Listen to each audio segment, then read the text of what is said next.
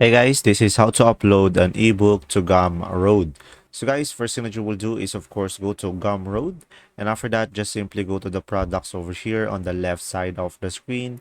And now from here just simply click on new product on the top right corner of the screen. Just simply click on ebook over here and just simply provide your ebook name. So I'm gonna go for ebook tech, let's say, and down below just simply provide your price for your ebook.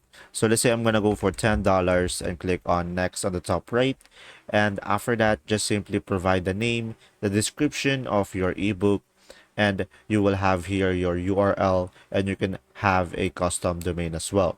And guys, make sure to upload a cover for your ebook. You can upload it from your computer or external link. And after that, just simply provide a thumbnail for your ebook to attract more customer. So make sure to upload a thumbnail. And after that, guys, down below, you should be able to see the product info, and you can provide a summary over here, and you can provide additional details over here.